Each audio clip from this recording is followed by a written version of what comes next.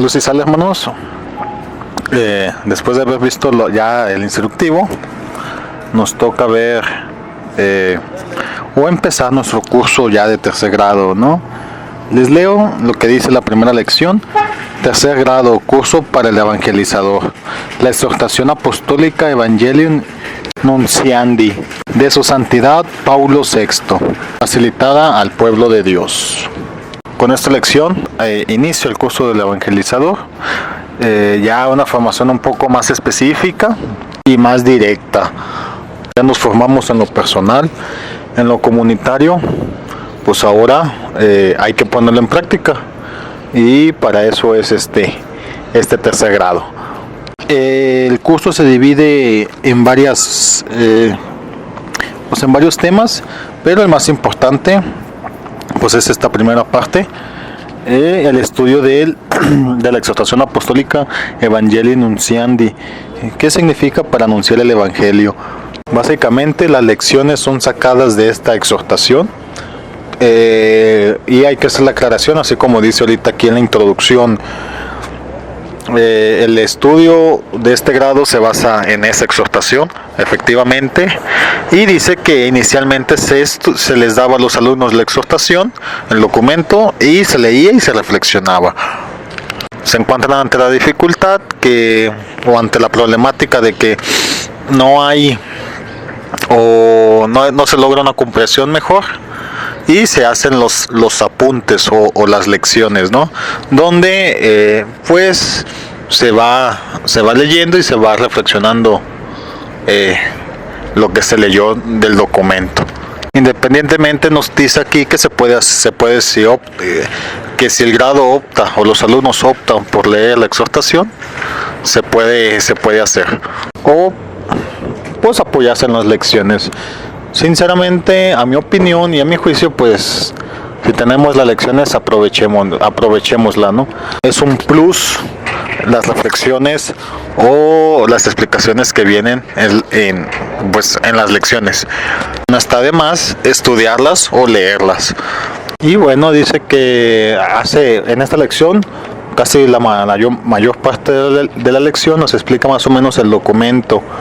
Nos dice que el documento sale al estar celebrando la clausura del Concilio Vaticano II. Había más fiestas, pero creo que esa es la principal.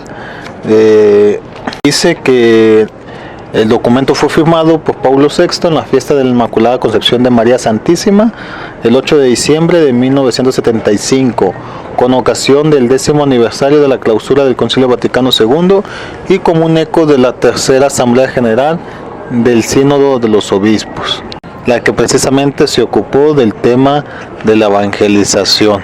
Entonces, con todas estas fiestas sale este documento, y principalmente, o lo que debemos de considerar que es como un resultado del sínodo que se estaba celebrando, ¿no? Y el tema principal pues dice que es la evangelización. Hay que también tomar en cuenta que este documento por ahí se puede leer que fue una recopilación de todo lo que sucedió o de todo lo que se expuso pues en el sínodo, y el Papa Paulo VI pues nada más se encargó de ordenarlo y de escribirlo. Bueno, al menos eso yo entiendo. Es un documento tan importante que pues hoy se sigue usando. Y bueno, ¿de qué trata el documento? Hay que recordar que para el Concilio Vaticano II se hace el llamado a los laicos a la tarea de la evangelización, y lo que hace el Papa Paulo VI pues es darnos un documento dirigido a todos, eso sí que quede claro, bueno, dirigido a la iglesia, porque dice que el documento está dirigido a los obispos, al clero y a todos los fieles de la iglesia, ¿no?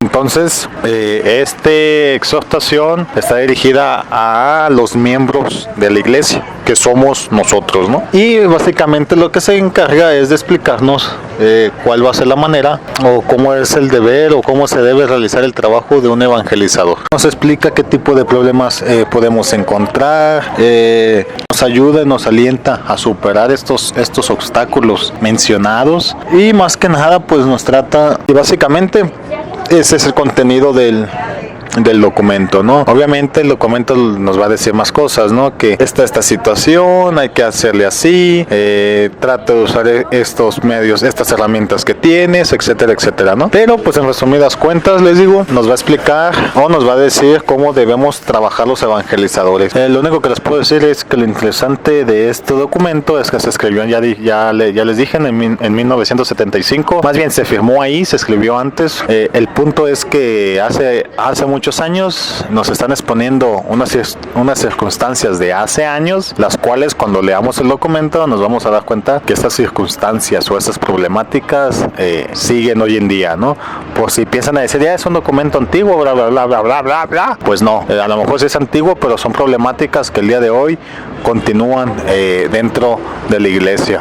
Más que problemáticas, son situaciones, ¿no? La lección continúa explicándonos de manera resumida los apartados, las secciones de los documentos y más o menos cuál es el tema principal de esa sección o qué nos van a tratar de explicar. Y nos dice, el primer capítulo del Cristo evangelizador a una iglesia evangelizadora. Les leo la primera parte. Dice, Cristo ha traído esencialmente para todos la humanidad una buena nueva, reino de Dios y redención liberadora. Lo que aquí nos van a explicar es que pues tenemos que continuar el trabajo que vino a hacer Cristo, ¿no? Cristo vino a evangelizar, lo hizo, dice aquí con dos palabras, reino de Dios y redención liberadora. Independientemente de esos, a Cristo al fundar su iglesia, pues le deja el trabajo o le deja el encargo a la iglesia, ¿no? Es decir, la iglesia tiene este trabajo de evangelizar. Y algo importante dice aquí, que la iglesia se convierte en evangelizadora de sus propios miembros y de los demás. El término, y nos dice que pues los miembros, que entre nosotros nos vamos a evangelizar y no hace distinción. Si estamos formados o no formados, pues seguimos evangelizándonos.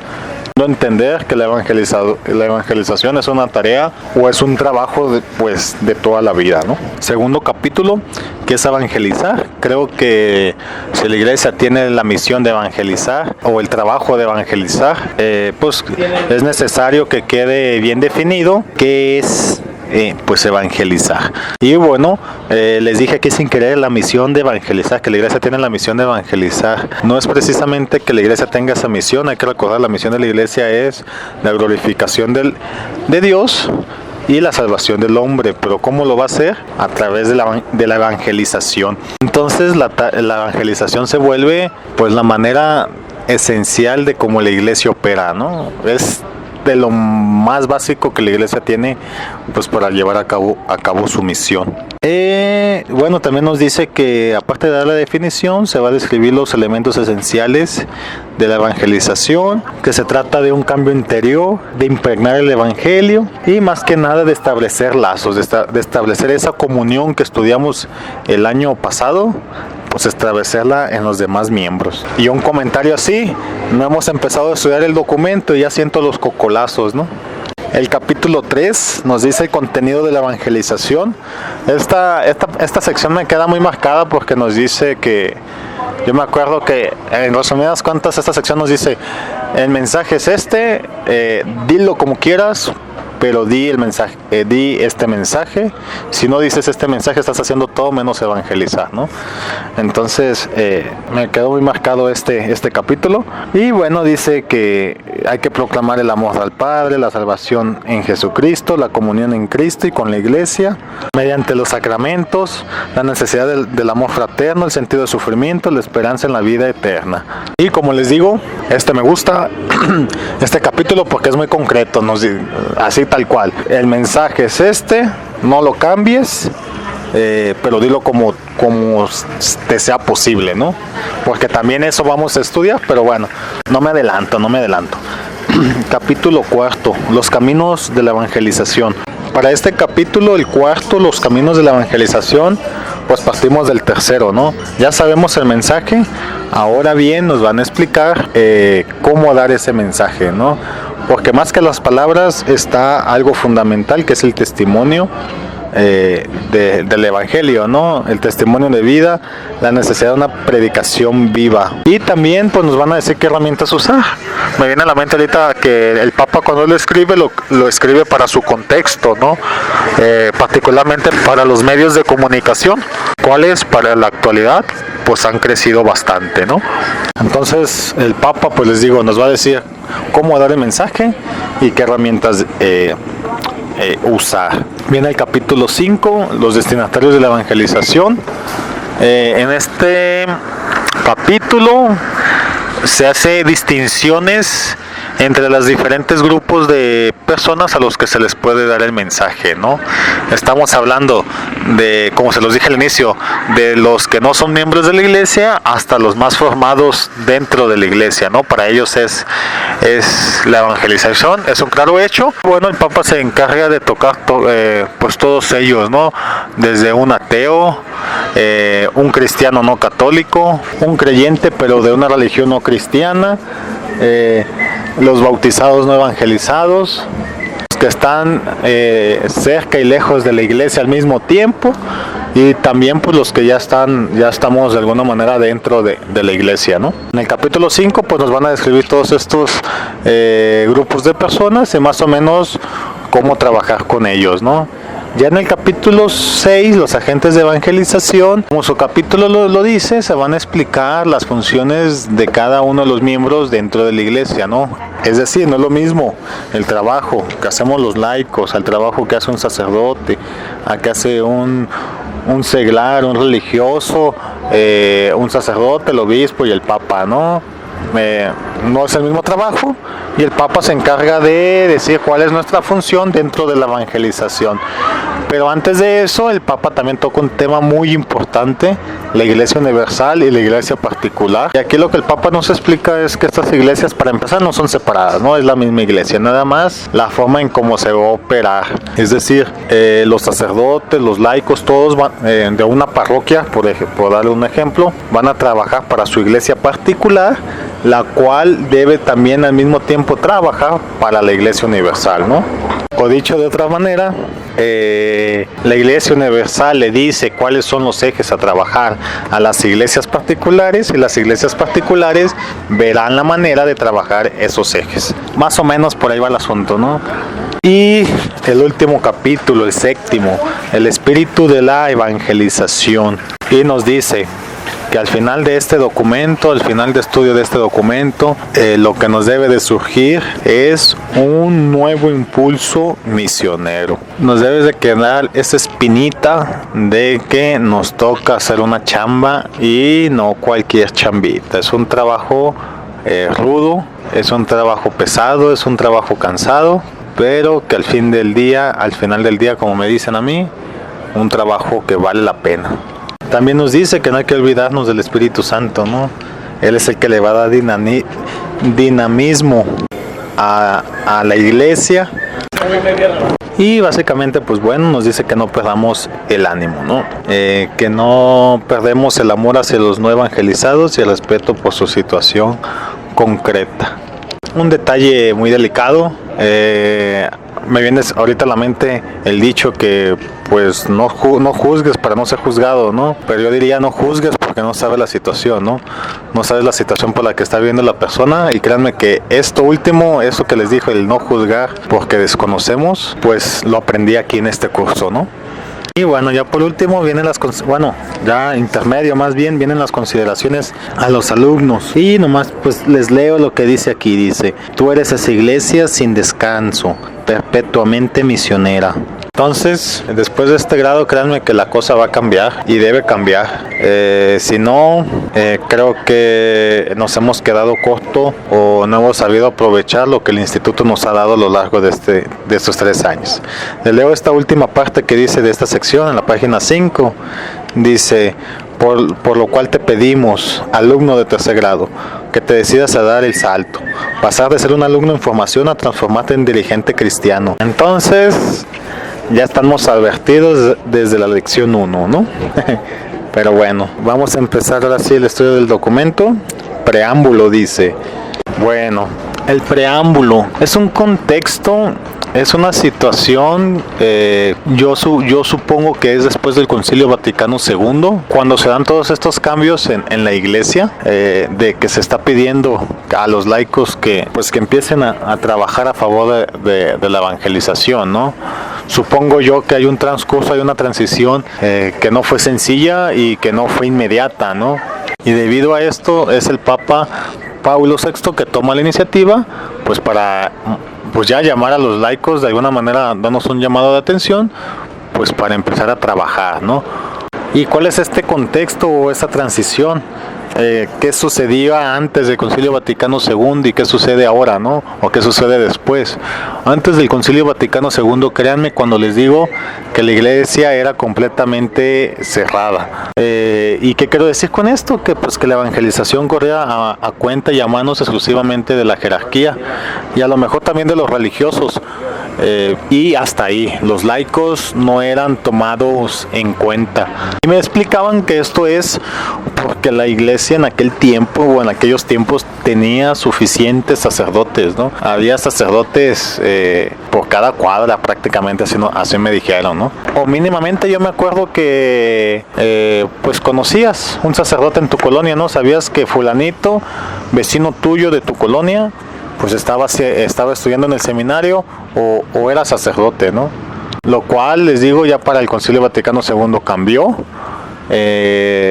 Por alguna razón, los sacerdotes empiezan a escasear y se necesita a los laicos. Entonces, imagínense decirle a los laicos, ahorita no, gracias, y de un día a otro decirle, ¿sabes qué? Pues siempre sí, échame la mano. Pues supongo que no fue fácil, ¿no? Este documento sale para el 10º aniversario de la clausura del Concilio Vaticano II, entonces imagínense, ya van 10 años y todavía no tenemos bien entendido, o no sabemos o desconocemos el camino que debemos seguir como evangelizadores, ¿no? Entonces, ante esta situación, el Papa nos dice, vengan, los necesitamos, pero no solamente nos hace el llamado, ¿no? Nos dice, miren, aquí está este documento que les va a explicar qué es lo que se tiene que hacer, ¿no? Dice aquí que los seglares permanecen pasivos a la espera de la jerarquía y los religiosos para que ellos se encarguen de la evangelización. Ahora, ¿por qué se hace llamar a los laicos? Porque resulta que los laicos, ya en algún momento lo expliqué o lo dije en alguna lección, nosotros los laicos podemos llegar a otros lugares que los sacerdotes no pueden llegar con facilidad. Entonces tenemos una posición muy favorable en estos asuntos de la evangelización. Y bueno, algo que nos debe de quedar claro es que la iglesia está llamada a la evangelización y por lo tanto todos sus miembros, tú, yo, tu hermano, el que toma clases contigo, al que le das clase, también estamos llamados a la evangelización. Y bueno, dice número 1, compromiso evangelizador. En este capítulo nos llama, creo yo, a una disposición y una disponibilidad a la evangelización, ¿no? Hace una pequeña descripción del estado de salud moral y espiritual de los hombres, dice el Papa, y que nosotros tenemos que ayudarlos a definir pues estas cuestiones, ¿no? Que nos toca hacer esto porque es un servicio que hacemos a Dios, ¿no? Que al final la evangelización es precisamente eso, un servicio hacia Dios. Y bueno, para poder hacer esto, les digo, para poder ayudar a definir estos anhelos, insuficiencias y remedios, pues tenemos que estar siempre a la disposición y a la disponibilidad de nuestros hermanos, y ese es el compromiso, una entrega completa a la evangelización. El número 2 pues nos recuerda lo que se estaba festejando en aquel tiempo, el cierre del año santo del 75, el 10º aniversario de la clausura del Concilio Vaticano II, la fiesta de la Inmaculada Concepción, pero sobre todo el entregarnos un nuevo documento, ¿no? Pero un documento pontificio. El número 3, temas frecuentes de nuestro pontificado. Pues nos dice que tenemos que estar siempre pendientes de tres aspectos. Los métodos que usamos para la evangelización, hay que estarlos revisando y adecuándolos a nuestros tiempos, sin cambiar el mensaje, claro. Perseveran en todo su pureza de patrimonio de la fe. No podemos evangelizar si no tenemos fe. Y el último, por el cual me surge la espina de empezar a trabajar en YouTube o hacer esta pequeña colaboración en internet, utilizar todos los métodos modernos a nuestro alcance. Que en estos tres aspectos tenemos que ir trabajando en nuestra evangelización. Es lo que nos va a decir el Papa. El número 4, en línea del sínodo de 1974. Pues era lo que les explicaba del mensaje. Dice Por tanto, el mensaje debe poseer dos cualidades indispensables: ser intacto, esto es, tal y como el Señor Jesús lo emitió; ser vivo, o sea que contenga la fogosidad y la intensidad de quien está persuadido de toda la verdad que está proponiendo, al punto de hacerla suya, demostrándolo por su modo de ser, de vivir. Y anexa un tercer punto, ¿no? Dice, debe contener eficacia, esto es, capacidad de mover y transformar. Y por último, pues, dice número 5, invitación a la reflexión y exhortación. Cuando estemos leyendo el documento, hay que hacerlo con reflexión, ¿no? No hay que tomarlo literalmente, hay que analizarlo un poquito más. Eso es una. Y la segunda es, pues nos vuelve a decir a que no hay que cambiar el mensaje. Y con cambiar el mensaje, cabe señalar que la forma de cambiar el mensaje son diversas, son muchas, ¿no? Por ejemplo, dice que existe algo de sincretismo, que cuando se mezclan dos preposiciones con la idea de formar una tercera, tomando lo mejor de cada una. Y bueno, nos dice que aquí no podemos mezclar, porque el mensaje evangélico es en sí mismo excelentísimo y por encima de cualquier proposición humana, que al mezclarlo con cualquier proposición, pues ya lo estamos alterando. Por otro lado, también se cae en sincretismo cuando se mezclan o entremezclan elementos de más de una religión, ¿no? Entonces, pues les digo, cuidado con cambiar el mensaje, porque estamos haciendo todo menos evangelizar. Y bueno, hasta aquí. No hay que cambiar el mensaje y no hay más que decir. Y hasta aquí con esta lección, hermanos. Nos estamos viendo, luz y sal. Hasta luego.